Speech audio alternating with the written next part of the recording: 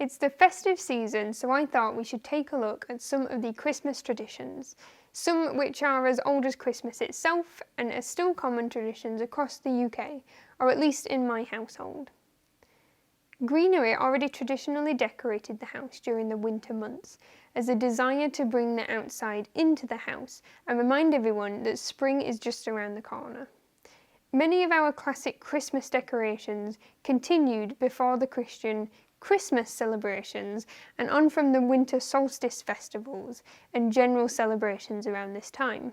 In the UK, after Christianity spread, they kept the green decorations and just reframed the celebrations and its focus.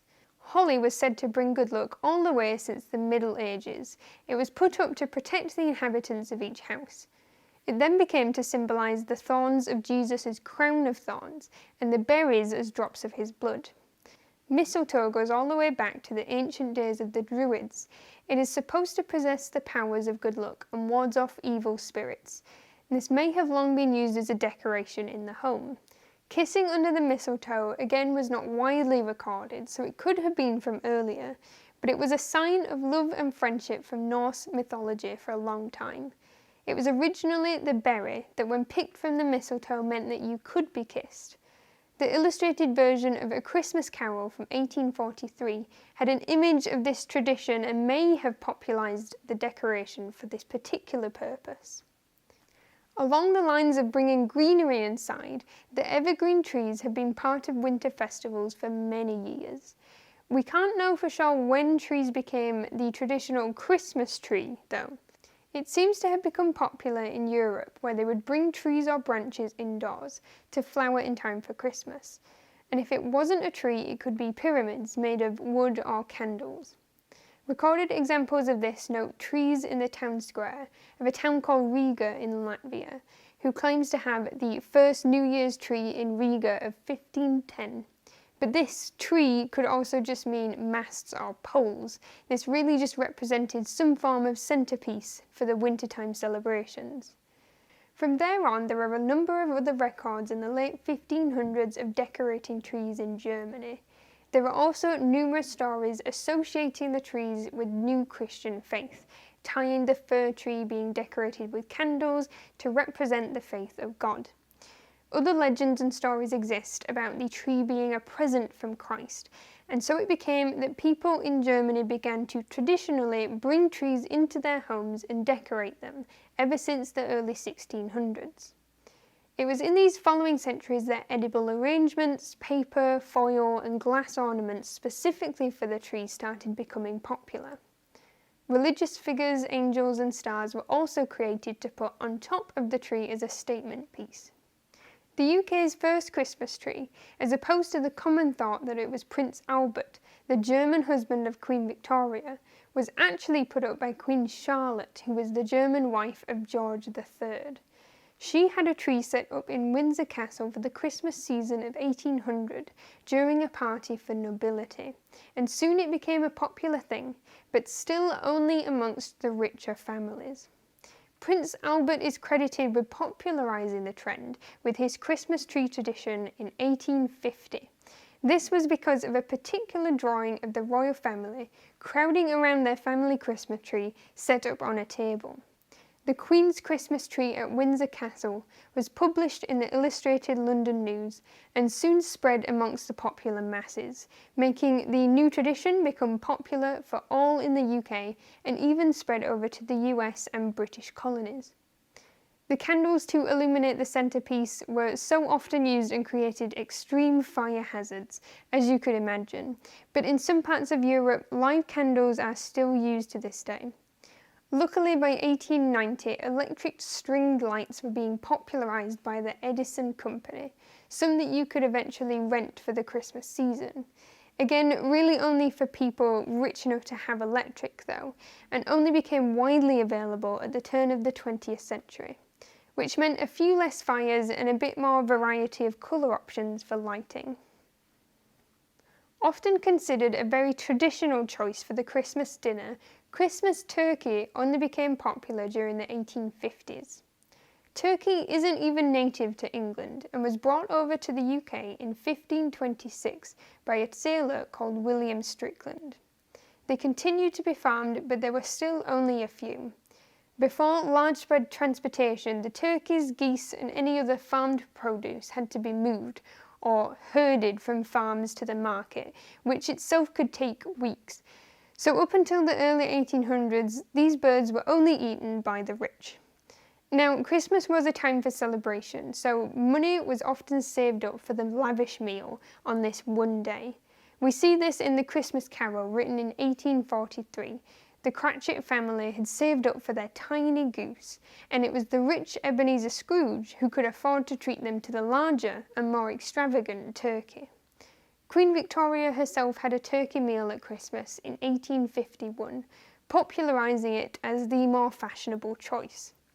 In 1861, Mrs. Beeton, in her famous Housewife Manual, wrote that it was the Christmas meal, demonstrating that more and more it was trickling down into the middle-class households too.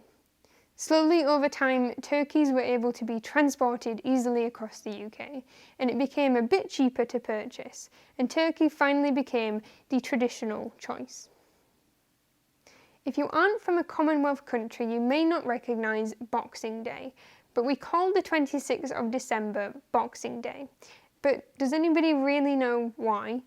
It's certainly not because of all the unboxing from all the shopping we did and the sales. It was originally known as St. Stephen's Day, who's associated with charity and giving.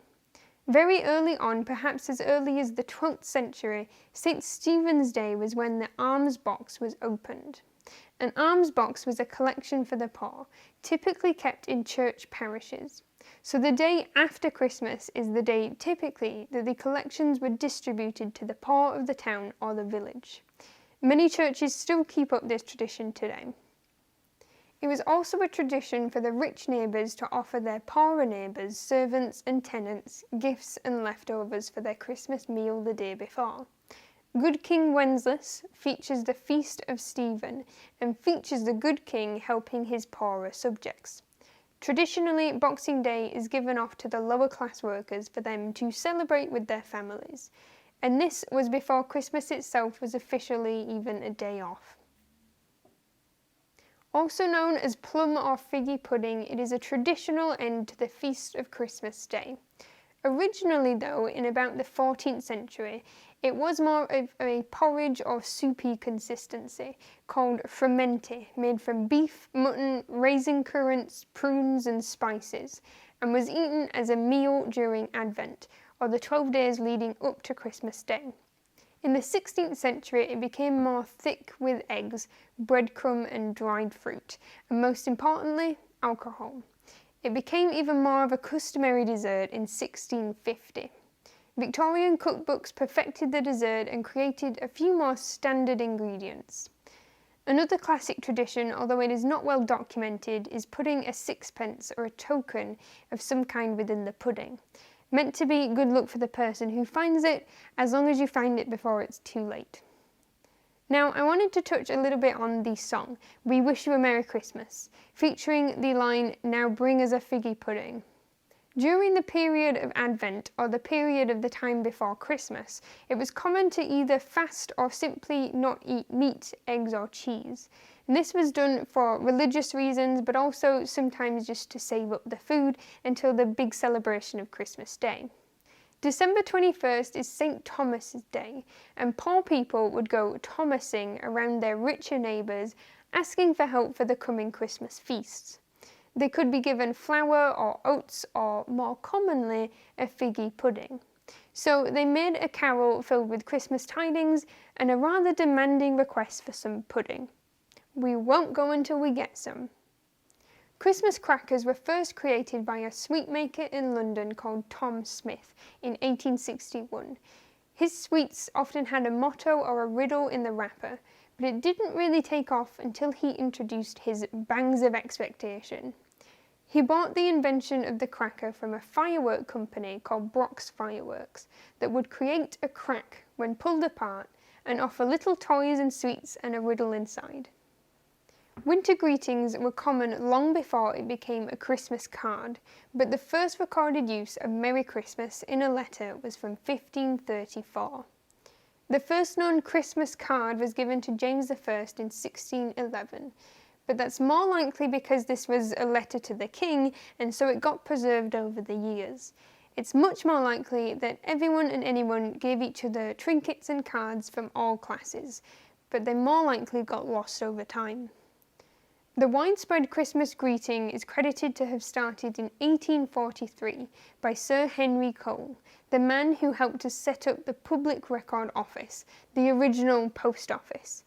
Cole and his artist friend John Horsley designed and sold the first mass-produced Christmas card, displaying artwork of Christmas scenes and wishing the receiver a Merry Christmas.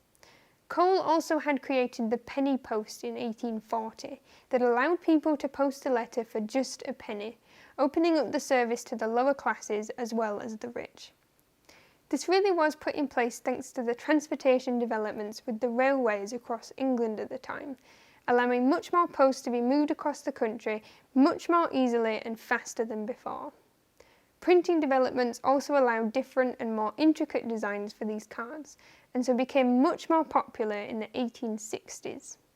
And despite changes in popular designs and inscriptions over the years, such as the more popular homemade cards during both World Wars, they're still popular tradition hundreds of years later.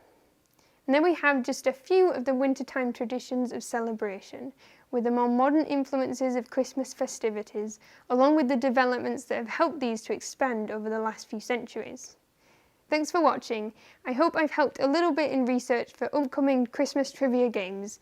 I'm wishing everyone a Merry Christmas and Happy Holidays to everyone watching, and I'll see you next time.